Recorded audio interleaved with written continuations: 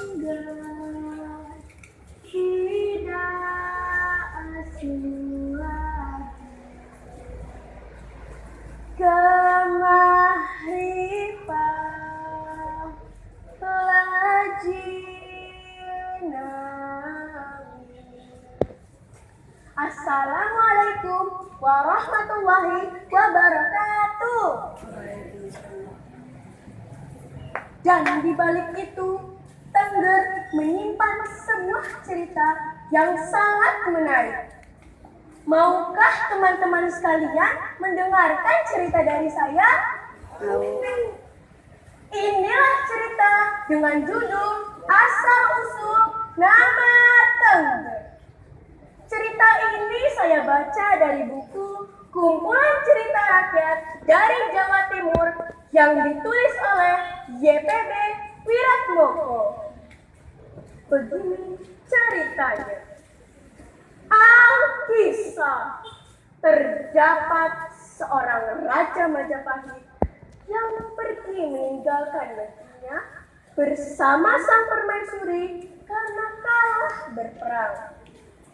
Mereka membangun sebuah gubuk baru yang letaknya tak jauh dari lereng Gunung Bromo. Tak lama kemudian, sang permaisuri melahirkan seorang bayi perempuan yang amat cantik.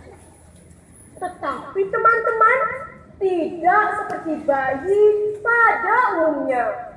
Bayi ini tidak menangis, maka kedua orang tua bayi itu menamainya Roro Antung. Tak jauh dari tempat mereka tinggal, terdapat sepasang suami istri yang masih keturunan Brahmana. Sang istri juga baru saja melahirkan seorang bayi laki-laki yang amat tampan dan berbadan segar. Maka kedua orang tua bayi itu menamainya Joko Seger. Waktu terus berlalu. Roro Antung dan Joko Seger mulai tumbuh dewasa. Roro Antung menjadi gadis yang amat cantik. Sedangkan Joko Seger menjadi pemuda yang amat tampan dan gagah perkasa. Rupanya berita tentang kecantikan Roro Antung sudah tersebar luas kemana-mana, hingga terdengar telinga seorang perompak sakti dari Selat Madura. Suatu hari, sang perompak sakti datang untuk meminang Roro Antung. Roro Antung, bocah ayu, maukah kau menjadi istriku? Kalau kau menolak pinanganku, aku akan membinasakan seluruh warga di dusun ini. Bagaimana Roro Antung? Walah. Ayo tenan bocah iki. Mendengar perkataan perompak sakti, Roro Antung menjadi sangat takut dan sangat kebingungan. Gumamnya dalam hati, Gusti, bagaimana ini? Aku tidak mungkin menjadi istri perompak sakti itu.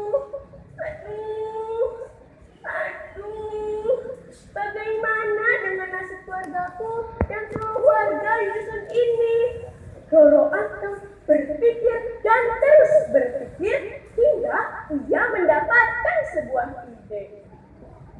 Baiklah perompak, aku mau menjadi istrimu, tapi ada satu permintaan yang harus kau penuhi. Buatkan aku laut di puncak Gunung Bromo dalam waktu 1 malam saja. Mendengar perkataan Roro Antung, perompak sakti malah tertawa terbahak-bahak. Wah, bocah ayu, bagus sekali permintaanmu itu. Kita dapat berbulan madu di atas perahu. Kapan bisa mulai kukerjakan? 2 hari lagi kau bisa mengerjakan pekerjaanmu itu setelah matahari terbenam, dan laut itu harus sudah jadi sebelum matahari terbit. perompak, jika kau gagal melakukan pekerjaanmu itu, berarti kau juga gagal mengistriku. Dengan waktu yang telah ditentukan, dengan hanya berbekal batok atau tempurung kelapa, sang perompak sakti berjalan ke puncak gunung Roko untuk membuat laut.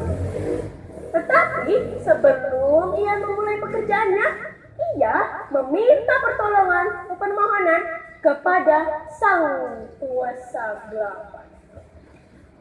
Wahai sang penguasa kegelapan, ubahlah aku dan batok menjadi raksasa, agar aku bisa membuat laut dalam waktu 1 malam saja. Tiba-tiba tubuh perompak sakti itu menjadi raksasa. Berikut dengan batok yang dipegangnya juga ikut membesar. Lalu sang perompak sakti langsung memulai pekerjaannya. Ia terus menggali, dan terus menggali hingga pekerjaannya hampir selesai dan tinggal mengisi airnya saja. Sementara waktu masih sangat panjang. Mendengar kabar berita itu, Roro Anteng menjadi ketakutan dan sangat bingung. Roro Anteng meminta pertolongan dan kekuatan kepada Sang Kuasa Allah Subhanahu wa Ta'ala. Wahai Engkau, Sang Yang Maha Kuasa, tolong hamba.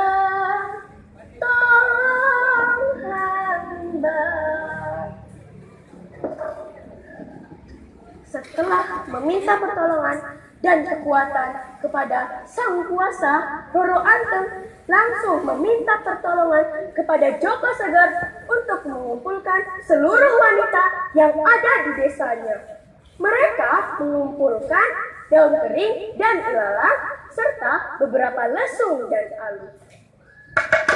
Ayo, cepat kumpulkan ilalangnya. Cepat kumpulkan lesung dan alunya. Ayo, cepat bakar ilalangnya. Cepat bunyikan alunya. Ayo, cepat. Ayo, cepat. Api besar pun menyala sehingga terlihat dari kejauhan seperti matahari yang terbit. Ditambah suara lesung dan alu, ayam jantan pun bertapak bersahut-sahutan. Kukuruyu! Kukuruyu! Kukuruyu! Melihat kejadian itu, sang raksasa menjadi sangat marah. Ia melemparkan batok yang dipegangnya. Wah, dasar batok siangan! Aku tidak jadi memerintah Roro Anteng. Wah! Sang raksasa pun meninggalkan pekerjaannya yang belum selesai. Dan tiba-tiba secara ajaib, batok yang dilemparkan sang perompak sakti pun menjadi gunung yang sampai sekarang ini disebut Gunung Batok. Dan lautan yang belum jadi sampai sekarang disebut Lautan Pasir atau Segoro Mudi. Dan nama Tengger diambil dari suku kata terakhir nama Roro Anteng, yaitu Teng, dan suku kata terakhir nama Joko Seger, yaitu Ger. Dan dusun itu dinamakan Dusun Tengger. Dan akhirnya Roro Anteng dan Joko Seger pun menikah. Mereka berdua hidup bahagia dan menjalin dusun baru. Nah, teman-teman sekalian, pelajaran yang bisa kita ambil dari cerita yang telah saya bawakan adalah hendaknya meminta pertolongan kepada Sang Kuasa Allah Subhanahu wa Ta'ala. Sekian dulu dari saya. Wassalamualaikum warahmatullahi wabarakatuh.